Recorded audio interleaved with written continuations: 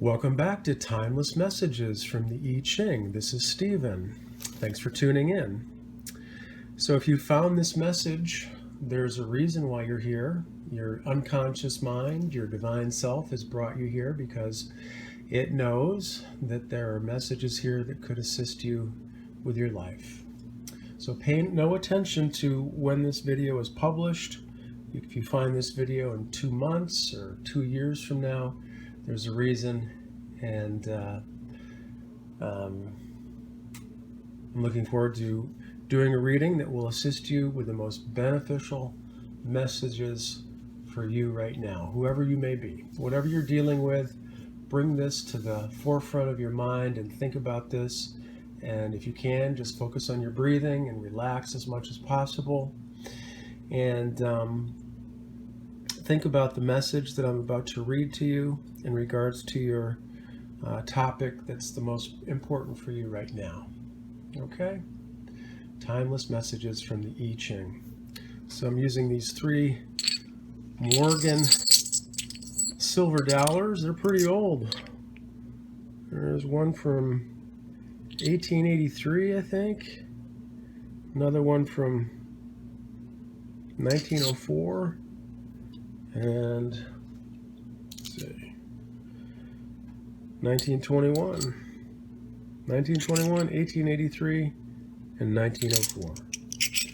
So without further ado, Yeshua, please guide the viewer to the most beneficial messages. Most beneficial messages for the viewer. Most beneficial messages for the viewer. Okay, 3, 4, 5, 6, 7. Okay. Most beneficial messages for the viewer. 3, 6, 9. That's a yang line that changes to a feminine line. Okay. Most beneficial messages for the viewer. Most beneficial messages for the viewer. Let's see. 1, 2, 3, 4, 5, 6. It's a feminine line that changes to a masculine line.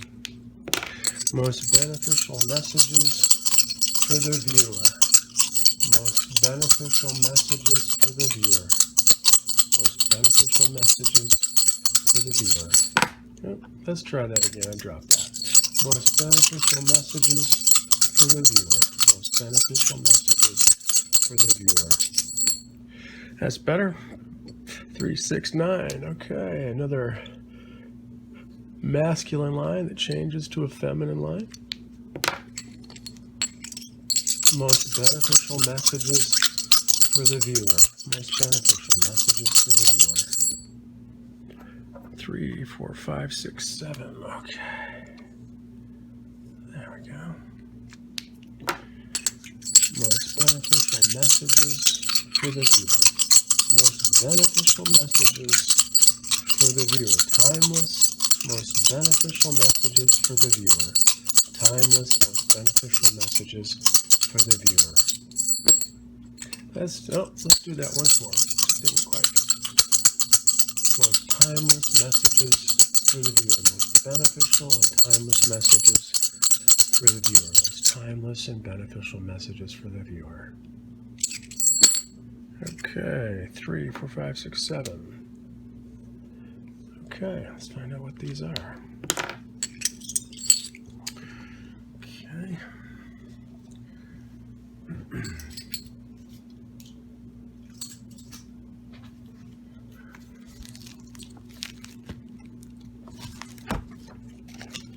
Okay, the top is, that's Ching, that's heaven, and we'll just make a note of that. Heaven, and this is Tui. Okay, and this is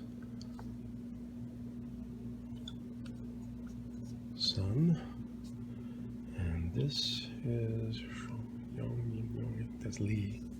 Yes, that's Lee. Lee. Okay. So let's find out what these numbers are. Chin on the top 3 lines, chin. Bottom 3, Turi. Chin and Turi. So that's number 10. Number 10. Okay. And Shun and Lee. Shun and Lee. 37. Okay. Now let's find out what their names are.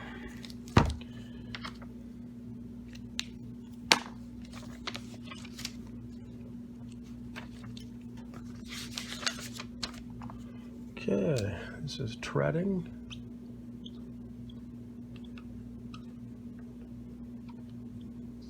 Treading. And number 37.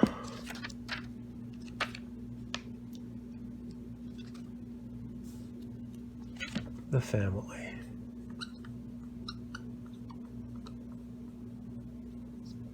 Okay. Okay, so just relax and focus on your breathing and listen to the message, and while you're thinking about your particular topic that is of most concern to you right now. So adjust the camera here a little bit. Bring this up. There we go. That's a little bit better, I think. Okay. So treading, also known as conduct. The heaven, creative heaven is above, the joyous lake is below. The name of the hexagram means, on the one hand, the right way of conducting oneself. Heaven the Father is above, and the lake, the youngest daughter, is below. This shows the difference between high and low, upon which composure, correct social conduct depends. On the other hand, the word for the name of the hexagram, treading, means literally treading upon something. The small and cheerful, tui, means literally treading upon something. The small and cheerful tui treads upon the large and strong, chien. The direction of movement of the two primary trigrams is upward, so they both are moving upward, so they're in harmony. The fact that the strong treads on the weak is not mentioned in the Book of Changes because it is taken for granted. For the weak, we take a stand against the strong. For the weak to take a stand against the strong is not dangerous here, because it happens in good humor and without presumption, so that the strong man or strong person is not irritated, but takes it all in good part. Treading upon the tail of the tiger, it does not bite the man. Success. The situation is really difficult. That which is strongest and that which is weakest are close together. The weak follows behind the strong and worries it. Let me just adjust this camera one more second here. Bear with me. Let me bring this up a little bit. Okay. Hopefully that'll stay. Okay. The weak follows behind the strong and worries it. The strong, however, acquiesces, or accepts, and does not hurt the weak, because the contact is in good humor and harmless. This is like the father, and this is like the daughter. In terms of a human situation, one is handling wild and stubborn people. In such a case, one's purpose will be achieved if one behaves with decorum, which means you behave properly and don't offend anyone. Pleasant manners can succeed even with irritable people. So the image, heaven above, the lake below, the image of treading. Thus the superior man discriminates, or I should say the superior person, man or woman, discriminates between high and low, and thereby fortifies the thinking of the people. Heaven and the lake show a difference of elevation that belongs in the natures of the two. Hence, no envy arises. Heaven and the lake show a difference of elevation that are part of their natures. but no envy or jealousy arises. Among mankind, also, there are necessarily differences of elevation. It is impossible to bring about universal equality, but it is important that differences in social rank shouldn't be arbitrary and unjust. For if this occurs, jealousy and class struggles are the inevitable consequences. If, on the other hand, external differences in rank correspond with differences of inner worth, and if inner worth forms the criteria of external rank, people accept and order reigns in society. So the lines, the second line, the 9 in the second place, we'll read about these. 9 in the second place means treading a smooth, level course. The perseverance of a dark man brings good fortune. The situation of a lonely sage is indicated here. The sage remains withdrawn from the bustle of life, seeking nothing, asking nothing of anyone. And this sage is not dazzled by enticing goals. The sage is true to themselves and travels through life unburdened on a level road. Since the sage is content and does not challenge fate, the sage remains free of entanglements. Okay, the next line that changes is the 6th and 3rd position. A one-eyed man is able to see. A lame man is able to tread. The person treads on the tail of the tiger. The tiger bites the man, misfortune. Thus does a warrior act on behalf of his great prince. A one-eyed man can indeed see, but not enough for clear vision. A lame man can indeed tread or walk, but not enough to make progress. If in spite of such defects or weaknesses, a man or woman considers themselves strong and consequently exposes themselves to danger, this person is inviting disaster. For this person is undertaking something beyond their strength. This reckless way of plunging ahead, regardless of the adequacy of one's power, can be justified only in the case of a warrior battling for his prince. So if you're not a warrior battling for your prince, then be careful. Try not to undertake something that's beyond your strength. Okay? And don't expose yourself to danger. So 9 in the 4th place, the next line that changes. He treads on the tail of the tiger.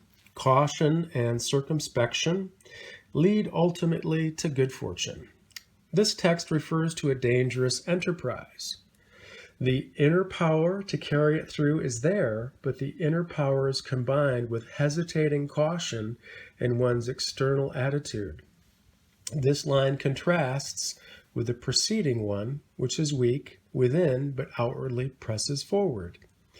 Here one is sure of ultimate success, which consists in achieving one's purpose, that is, in overcoming danger by going forward. So again, we have the idea of overcoming danger, moving forward, and having certainty of ultimate success.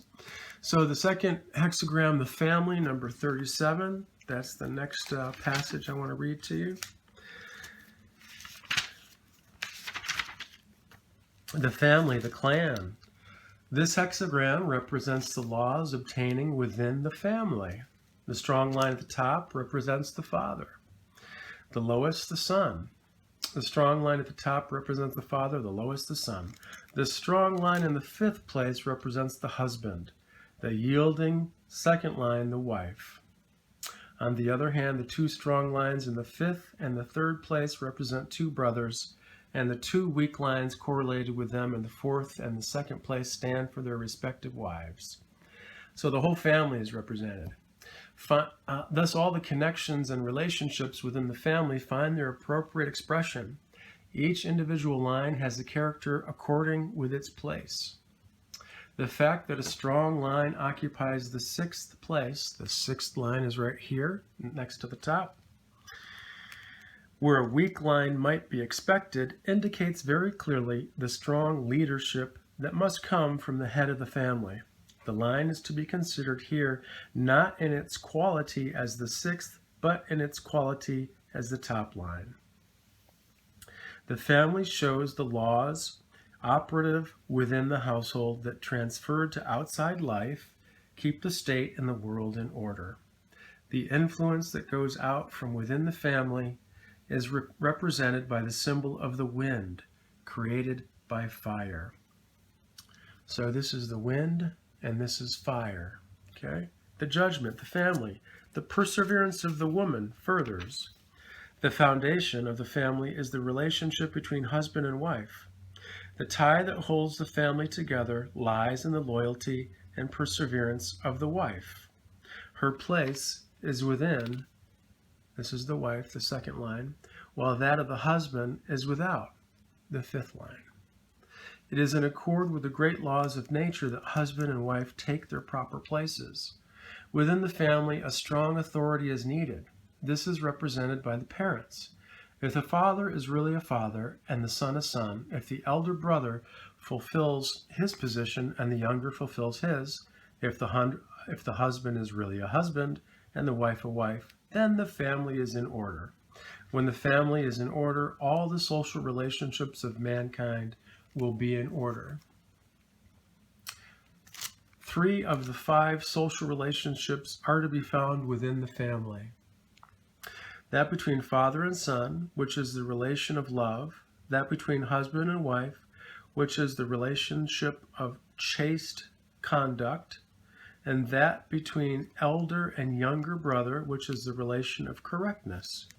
The loving reverence of the son is then carried over to the prince in the form of faithfulness to duty. The affection and correctness of behavior existing between the 2 brothers are extended to a friend in the form of loyalty, and to a person of superior rank in the form of surrender. The family is society in embryo. In other words, the family is a microcosm of society. It is the native soil on which performance of moral duty is made easy through natural affection, so that within a small circle, a basis of moral practice is created, and this is later widened to include human relationships in general. The image. Wind comes forth from fire. The image of the family. Thus the superior man or woman has substance in his or her words, and duration in their way of life. Heat creates energy. This is signified by the wind stirred up by the fire and issuing forth from it. This represents influence working from within to outside. The same thing is needed in the regulation of the family. Here too, the influence on others must proceed from one's own person. In order to be capable of producing such an influence, one's words must have power. And this they can have only if they are based on something real, just as a flame depends on its fuel. Words have influence only when they are pertinent and clearly related to definite circumstances. General discourses have no effect whatsoever. Furthermore, the words must be supported by one's entire conduct. Just as the wind is made effective by its duration, it is ceaseless in its movement. Only firm and consistent conduct will make such an impression on others that others can adapt and conform to it. If words and conduct are not in accord and not consistent, they will have no effect. So the importance of words and making sure that your words are pertinent and clearly related to definite circumstances. Also the idea of having harmonious relations in terms of a family unit. Okay? I hope these messages have spoken to you with your particular topic that you're dealing with right now. If you'd like to schedule a private reading for a particular topic, please refer to the information under the description box for private readings, timeless messages for your personal questions. And thanks again for tuning in, and take care of yourself.